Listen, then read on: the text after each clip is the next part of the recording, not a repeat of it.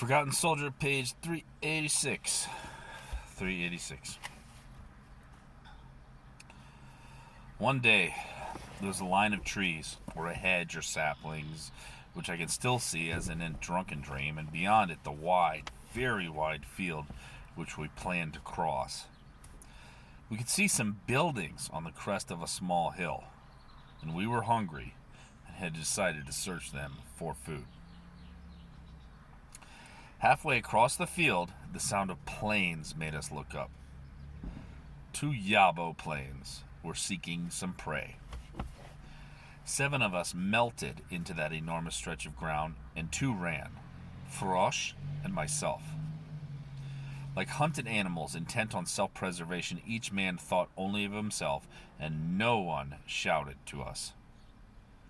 The 2 Russian aviators spotted our wild gallop and dived down at us. Although we had nothing left but our skins, we still represented the enemy to them and had to be wiped out. When the noise reached a certain pitch, we instinctively threw ourselves down on the thick grass. The bullets passed over our heads and landed far beyond us.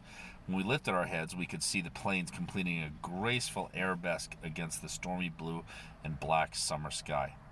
Gasping for breath, we ran desperately until the 2 vultures once again filled the air with overwhelming noise.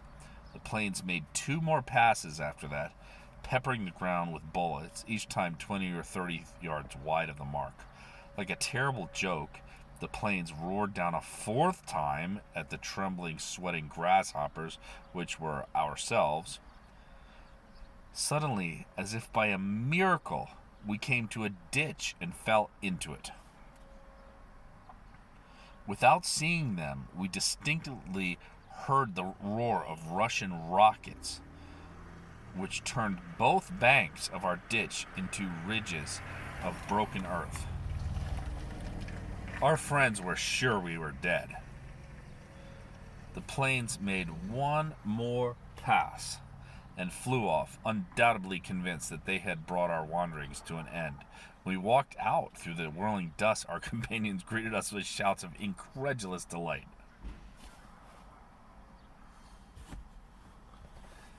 At the farm, which the inhabitants had abandoned some 15 minutes before our arrival, we found a kettle full of steaming Jerusalem artichokes, which had undoubtedly been left to distract us.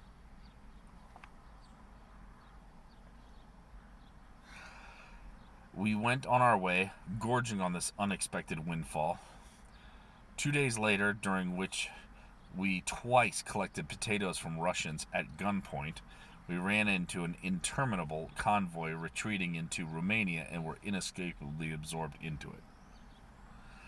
Then we experienced Romania and its population, which seemed stunned by the sequence of events, by the rout of their army, and by the painful disintegration of the Wehrmacht. Civilian life was in a state of panic, with Romanians and foreign partisans, daily overflights of foreign planes, raids for food and supplies, and Romanian prostitutes who flocked around the troops in such numbers that it seemed as most of the women in Romania must be prostitutes. We marched 20, 25, even 30 miles a day, pouring with sweat and stunned by disillusion. Our tortured feet were alternately bare in the dust of the narrow, twisting roads that back in our boots, and then naked and bleeding once more. Our hollow stomachs rumbled with hunger.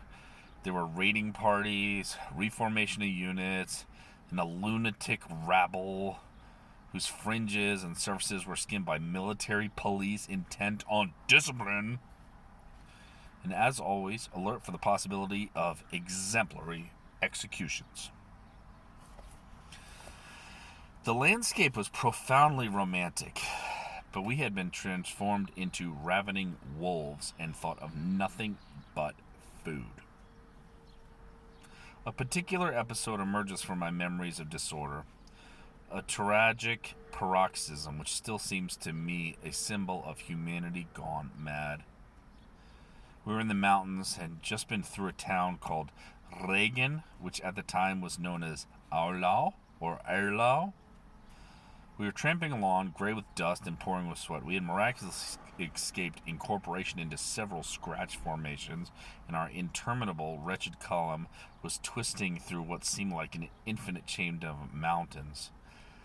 The column was broken up into groups of varying sizes in which unkempt soldiers pushed along every kind of transport to move our basic necessities. We requisitioned the most extraordinary vehicles. Anyone who found a bicycle grabbed it, even if it had no tires. It went on ahead as the rest to skim off anything even remotely digestible. In this district of jagged peaks and crags, we were free of enemy aircraft, but the terrain was ideal for partisans, and there were many battles to the death between them and our men, who were now fighting simply to save their skins. In this district, one group among many others of men in a motley conglomeration of clothes was struggling to reach the mother country. Behind our glittering eyes, deeply sunk in our shadowy sockets, one belief sustained us. That was that if we managed to survive, the mother country would receive us with tenderness and try to help us forget the unimaginable trial, which was nearly over. We thought that once we reached home, the war would be over. In the worst imaginable case, the army would be reorganized so that no enemy would enter Germany itself. We held to this as the one final idea which would justify our sufferings and banish this solution of suicide which others had already accepted. Yesterday's Lancer, members of elite unit, Panzer Grenadiers, who had confronted 1,000 deaths to live for a chimera, clung to the idea that we had to live to be able to hope. We had to hope passionately to be able to live as we were. We had to fight against daily ambush and keep going no matter what to get away from the Russians, who were hard on our heels. And we had to eat a certain minimum, which wasn't easy to do. There were 12 in our group, many of them familiar companions.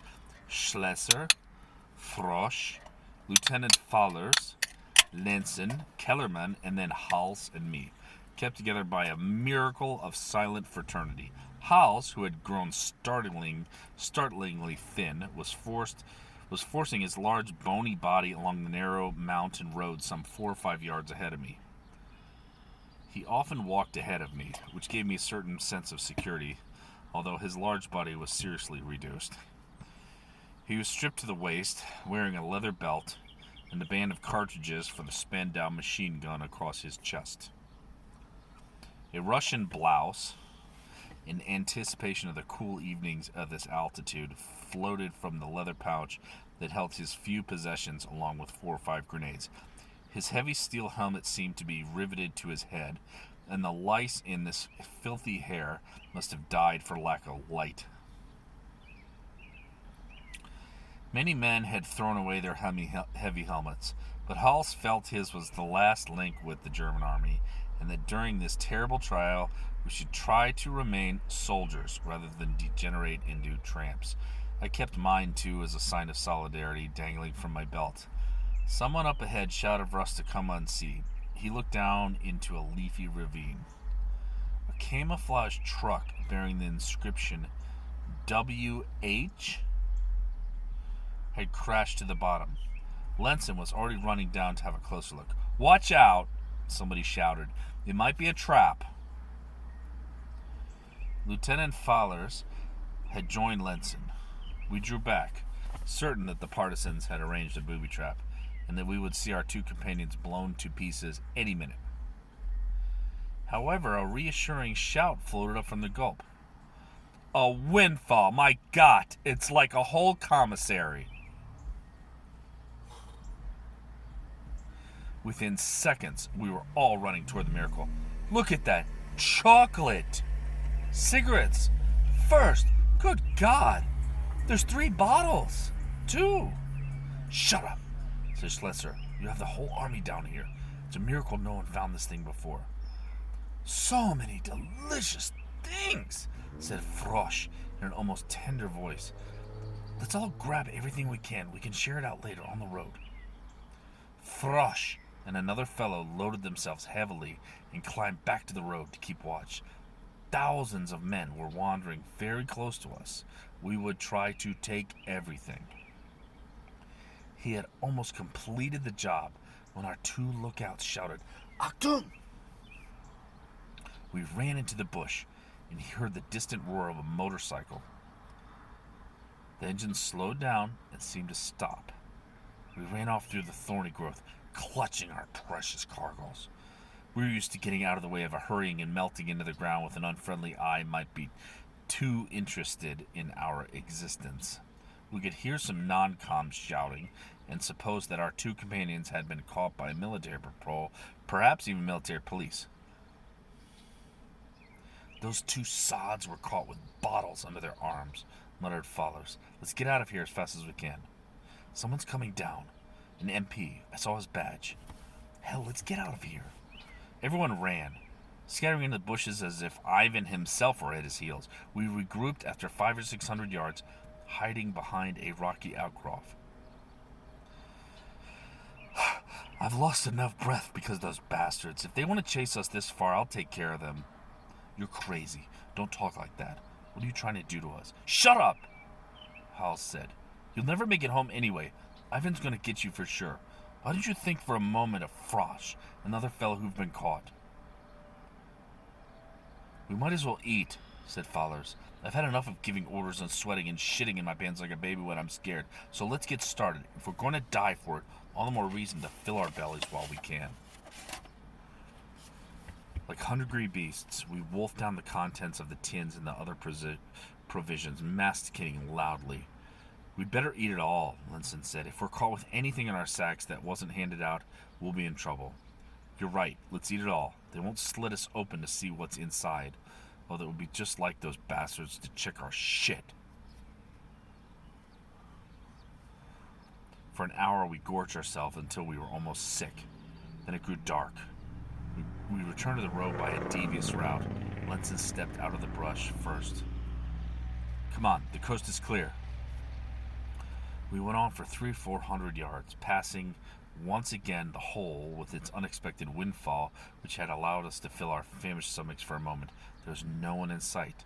We went on for another 2 or 3 miles and collapsed at the side of the road. "I can't go any further," said Schlesser. "We're not used to eating anymore, and this is what happens." "Why don't we go to sleep right here?" someone said. "That will help our digestion."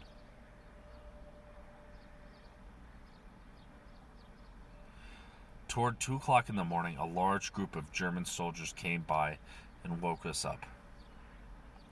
"On your feet!" shouted an old Feldwebel. "Get going, or Ivan will be in Berlin before you." We resumed our trek. This bunch had collected several horse-drawn wagons, and for a while we were able to ride. At daybreak, we arrived at a town built on a mountainside. Some men were splashing in an icy bathing place. Others were sleeping on the ground or in terrace walls. Farther on, still others had begun their march again towards safety. The West, the mother country, waiting to receive them, whose true condition they couldn't begin to guess. And then there was a tree, a majestic tree, whose branches seemed to be supporting the sky. 2 sacks were dangling from those branches, 2 empty scarecrows swinging in the wind, suspended by 2 short lengths of rope. We walked under them and saw the gray, bloodless faces of hanged men,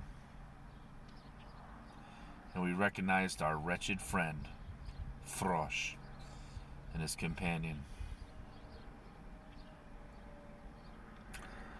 "Don't worry, Frosch," whispered Hals. "We ate it all." Lindbergh hid his face in his hands and wept. I managed with difficulty to read the message scribbled on the sign tied to Frosch's broken neck. "I am a thief and a traitor to my country."